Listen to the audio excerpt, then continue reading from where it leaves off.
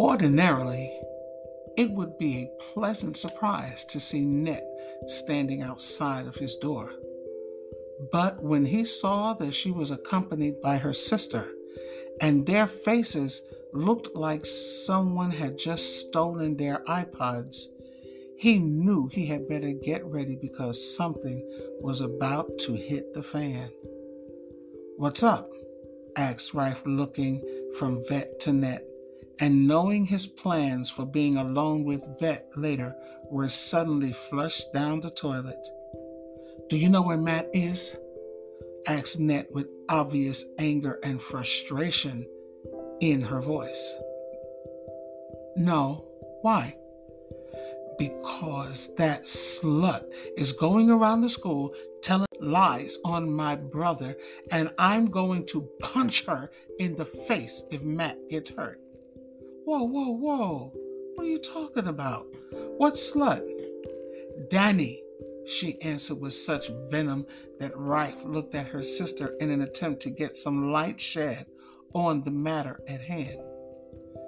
She said she heard some kids talking about Matt and Danny getting caught in the stairway by security.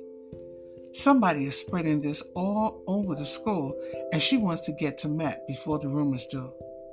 I told her that Matt don't pay no attention to what people say, but she won't listen to me. So can you take us to his class so we can see if he's all right?" "Got caught in the stairway doing what?" "Doing exactly what you think I'm talking about, genius, okay?" "Net, you know your brother wouldn't be in any stairway doing anything like that.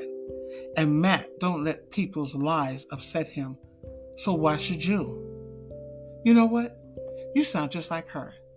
Just tell me where my brother is," she yelled at Matt, who took a step back in surprise. "Will you stop yelling?" her sister yelled back. The two girls were drawing a crowd, and Rife decided it would be best if they started walking to avoid making a bigger scene than they already had. "Come on, he should be in the gym," he said, taking Vet by the arm and gently leading her away from the eyes of the curious and the rage of her sister. Vet couldn't remember when she had been so angry at her sister. There were times she made her so mad that she felt like slapping her. Why did she always have to resort to violence? Like beating someone up was the answer to everything. She and Rife were walking in a brisk pace towards the gym on the first floor, with her sister walking sullenly behind them, and Vet wished they could just keep on walking right out of the school building. Glancing over at Rife, she felt little tiny butterflies begin to dance in the pit of her stomach. He was so fine. The way he was walking, the set of his jaw, the look in his eye, the way he kept squeezing her hand, she felt like her heart was about to burst with love. She loved her brother, but right now she was furious at him and her sister because she did not want to be thinking about anything right now but being alone with Rife.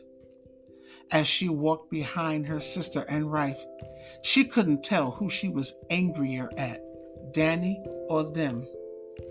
Just the sight of them holding hands, her looking at him like she wanted to sop him up with a biscuit, made Net want to kick her sister right in the butt. Yeah, he was fine, but right now it was time to focus on their brother.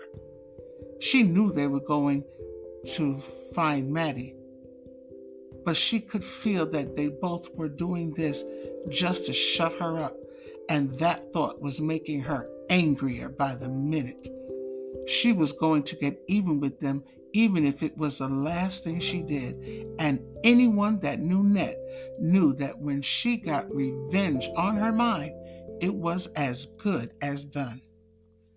She and her sister were close enough that she knew her sister was getting dangerously close to giving in to the temptations of her flesh, and ordinarily she would be trying to talk her out of it. But lately, Vet was avoiding her like the plague. and she almost had to make an appointment to have a conversation with her. She had half a mind to go to their mother and tell her about her suspicions, but she and her sister were not in the habit of tattling on each other. Trying to get Jel and Chaz to understand just made her frustrated and pissed when they accused her of being jealous. The very thought of her being jealous was so absolutely ridiculous to Net that she just looked at her friends dumbfounded. I'm serious. Vet and Rife are getting a little too close, and I don't want my sister doing something she might regret. Oh, leave her alone. So, what if she get a little bit? You yourself said it was about time she finally got involved with a guy, and now here you are complaining about Stella getting her groove on. Stop hating, answered Jel with a dismissive wave of her hand. I am not hating on Rife, you idiot, and don't wave your hand like you don't care. You know it pisses me off. I'm not waving my hand at you, girl. Dag. Chill. So what if your sister gets with a guy? Why you gotta be going up mad hard? 'Cause you don't know my sister like I do, and I know my sister is not thinking straight. Plus, we don't just get with guys. We wait until we get married. We're not hoes like y'all. Did you just call me a hoe? Asked Jel, pretending she was hurt and shocked. For show, hoe, answered Net in a mocking tone as all three girls burst into a fit of the giggles. Seriously, I don't think your sister's doing anything wrong. I think she's doing what we all would be doing if we were with Rife, and I don't know why that's such a big problem with you. Why can't you just be glad for her? I'm not saying I'm not glad about my sister finding a guy. I'm saying maybe since this is her first real boyfriend, she might not be thinking straight, and she might not be able to handle the pressure a relationship can put on you. Oh, and I guess you're the relationship expert that's going to come and save the day for your sweet, innocent little sister. I'm serious. I don't think my sister's thinking straight, and I have to do something to make her think about what she's doing before it's too late. Like I said, I think you're just hating. I know that you and your sister go to church and all, but all this save yourself for marriage stuff is a bit much. Suppose you die before you get married. Suppose you get a crippling disease before you get married. Then you ain't never gonna get none. Yeah, I agree with Jel. That's why I don't go to no church. Y'all got too many rules and stuff, interjected Chaz, not wanting to be left out of the conversation. This is not about church. This is about my sister, you idiot, shouted Net while casting a hateful look at her friends. Why don't you stop tripping? You straight up hating and you know it. I know it. You know it. Chaz knows it. And I bet Vet knows it too. You know what, Jel? Forget you and you too, Chaz. And I told you about talking about my church, Chaz. I should have known y'all wouldn't understand. The only thing y'all know about is getting laid. I should have known better than try to talk to a couple of idiots. You know what, Net? You always walking around acting like you all high and mighty. You ain't no better than nobody here just because you go to church. And I'm getting just a little sick of what, Jel? Sick of what? Interrupted Net before Jel could finish saying what she was saying. The two girls had risen from their seats and were staring each other down. Oh, here we go again. Come on, y'all. Chill out. Y'all know y'all ain't gonna do nothing, so why don't y'all just stop acting like asses? Said a bored Chaz as she got up and came to stand between the two girls. It was true that the girls weren't going to fight each other, but today was the first time that Net really wanted to. She was feeling so many mixed emotions these days that she wanted and needed to vent. She loved Jel almost like a sister, but at this moment, she wanted to punch her right in the face. The intensity of her emotions must have registered on her face, because usually when they came to this point in their horsing around, Jill would playfully slap or push Ned. They would then act like they were fighting, only to break out in fits of laughter. But this time, Jill kept her hands to herself and broke eye contact with Ned first while gathering her books. Ned was furious at her friends for not understanding her concern for her sister. She was furious at her sister for not seeing that she was headed for a possible disaster. But most of all, she was furious at herself for first caring so much and then for treating her friends this way. Not wanting to lose face, she decided it was best for her to leave. She'd apologize later, but for now, it was just time to go. Forget it. Y'all don't understand nothing, she said in a huff, and stormed away. It had been 4 days since the argument, and each day found Ned more and more miserable. Her life seemed to be getting more complicated by the minute, and for the life of her, she couldn't understand what was going on. She used to be the one that had it all together. She was popular everywhere she went. She and her sister ruled the house. She had good grades. She got along with her mother, and she had a good time at church. In other words, she had it going on. But lately, everything seemed to be working against her, and she was getting tired of it.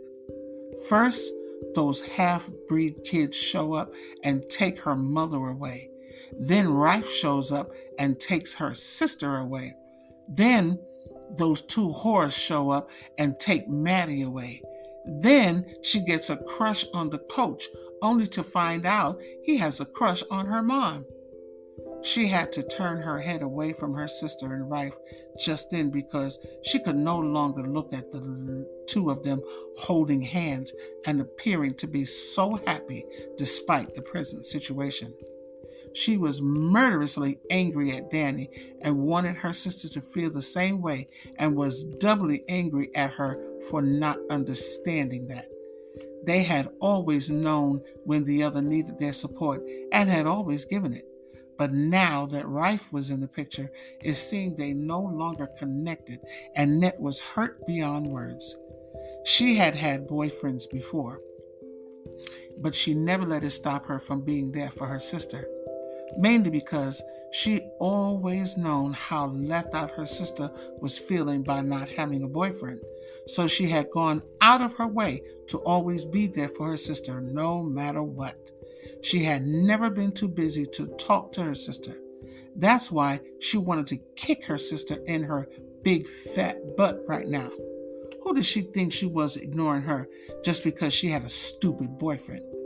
It was a good thing they had finally arrived at the gym, because Ned didn't think she would have been able to hold back her foot one more minute from connecting with her sister's behind. Brushing past her sister and Rife, she peeped into the gym trying to spot her brother.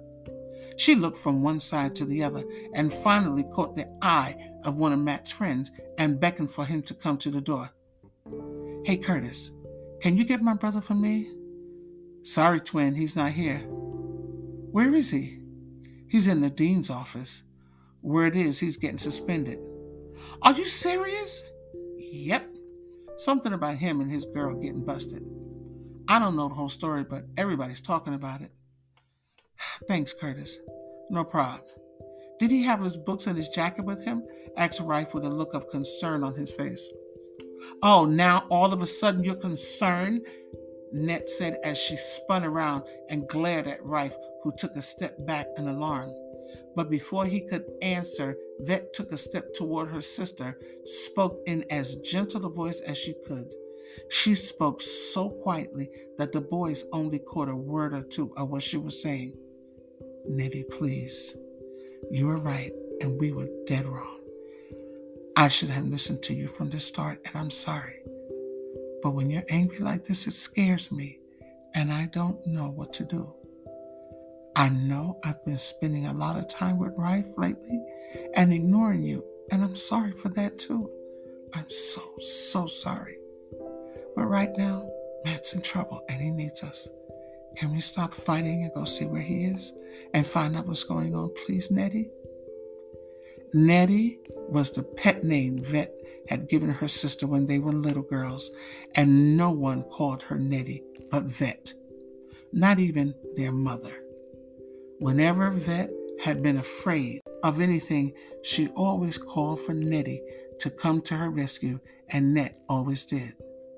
As they got older, she wasn't needed to rescue her sister anymore, but there had been times when she was feeling lonely or misunderstood or inferior that she called for her Nettie to come make her feel better.